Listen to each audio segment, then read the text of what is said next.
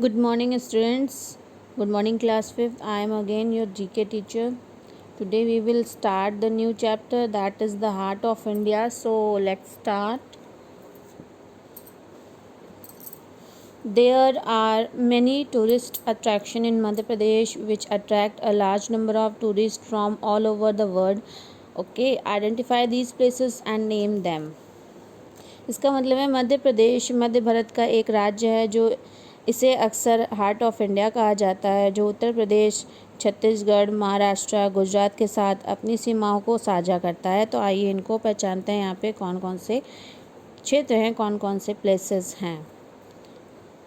It is known for its stoops, monasteries, temples and pillars dating from 3rd century BC to the 12th century AD. The most famous stoop of this place was originally built by Maurya Emperor Ashok.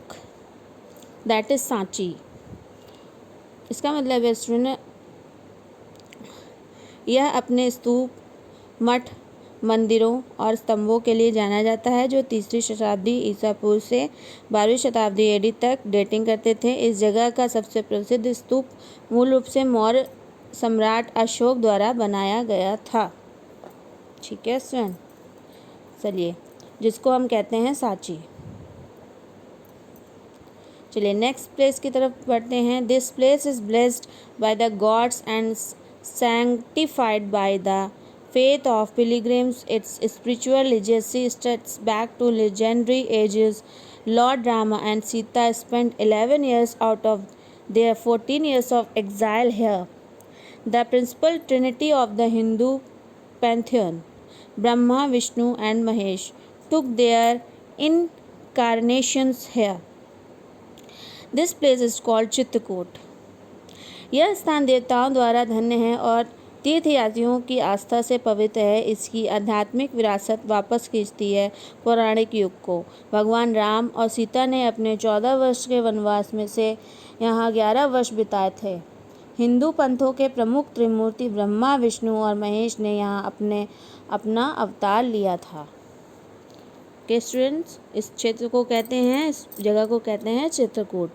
चलिए next आगे बढ़ते हैं। It is the only diamond city of India.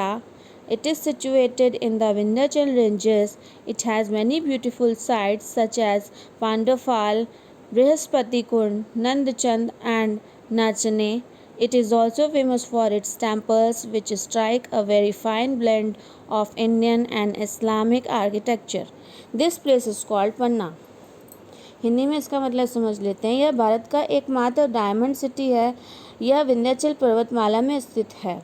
इसमें कई खूबसूरत स्थल हैं जैसे कि पांडा फॉल, बृहस्पति कुंड, नंदचन और नचने। यह अपने मंदिरों के लिए भी प्रसिद्ध है, जो भारतीय और इस्लामी वास्तुकला का एक बहुत अच्छा मिश्रण है। इस क्षेत्र को कहते हैं पन्ना। चलिए आगे बढ़ते हैं। It is a city of places, temples and monuments. The great Rajput clans of Parathiharas, Kachawahas and Tomas have left the marks of their rules in this city. Its tradition as a royal capital continued until the formation of present-day India, with the Sindhis having their dynastic seat here. This place is called Gwalior. Hindi में इसका मतलब है यह महलों, मंदिरों और स्मारकों का शहर है। ठीक है स्टूडेंट, शहर है। प्रतिहारों, कछवाहा और महान राजपूत वंश और तोमर ने इस शहर में अपने शासन के निशान छोड़ दिए हैं। शाही राजधानी के रूप में इसकी परंपरा वर्तमान भारत के गठन तक जारी रही। इसमें सिंधिया थे, यहाँ उनकी वंशवादी सीट है। चलिए स्टूडेंट आगे बढ़ते हैं। Next is It is the capital of Madhya Pradesh. It combines scenic beauty, historic past, and modern urban planning. It is situated on the site of an 11th century city, Bhojapal, founded by Raja Bhoja. It is also called city of lakes. This place is called Bhopal. ठीक है student, इसको आइए हिंदी में जान लेते हैं। यह मध्य प्रदेश की राजधानी है। यह प्राकृतिक सुंदरता, ऐतिहासिक अतीत और आधुनिक शहरी नियोजन को जोड़ता है। यह 11वीं शताब्दी के शहर भोपाल की साइट पर स्थित है, जो राजा भोज द्वारा स्थापित किया गया था। इसे झीलों का शहर भी कहा जाता है और इस जगह को कहते हैं भोपाल। ठीक है student. Next is this city was founded by Bundela Rajputa chieftain Rudra Pratap in the 16th century.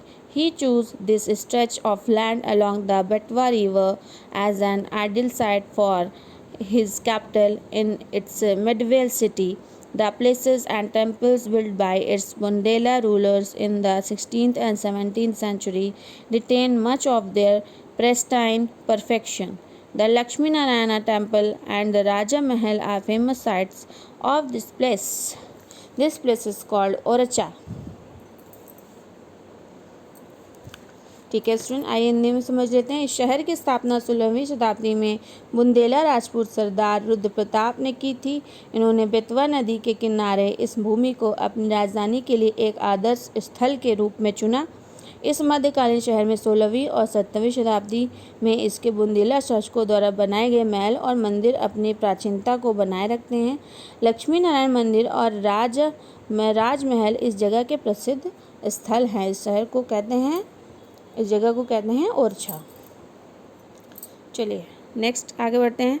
It is another lure of the nature lovers, most popular for its soaring peaks, deep gorges, lush green forest and breathtaking sunsets. It is a hill station and should not be missed while visiting Madhya Pradesh during the summers. This place is called Panchmari. यह महल प्रकृति प्रेमियों के लिए एक और आकर्षण है। सबसे ज़्यादा इसकी ऊंची चोटियों और गहरी घाटियों और हरे भरे जंगलों और लुभावनी धूप के लिए यह लोकप्रिय है। यह एक पहाड़ी है। ग्रीष्मकाल के दौरान मध्य प्रदेश का दौरा करते समय इस स्टेशन को नहीं छोड़ा जाना चाहिए। इस जगह को कहते हैं Pachmarhi.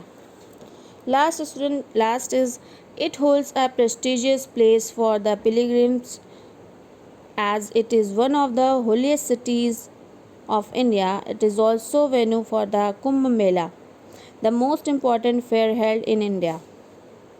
Several temples located here include Bade Ganesh Ji ka Mandir, Mahakaleshwar Temple, Kaliya Deh Place and Gad Kalika Temple. This place is called Ujjain. Hindi में समझ लेते हैं। यह तीर्थ यात्रियों के लिए एक प्रतिष्ठित स्थान रखता है क्योंकि यह भारत के सबसे पवित्र शहरों में से एक है। यह भारत में आयोजित होने वाले सबसे महत्वपूर्ण मेले कुंभ मेले के लिए भी एक स्थान है। यहाँ पर कई बड़े मंदिर भी शामिल हैं, जैसे कि बड़े गणेश जी का मंदिर, महाकालेश्वर मंदिर और कालिया देव प्लेस एंड गढ़ कालिका टेम्पल। ठीक है sir. So student, this is all your today G K topic, that is the heart of India.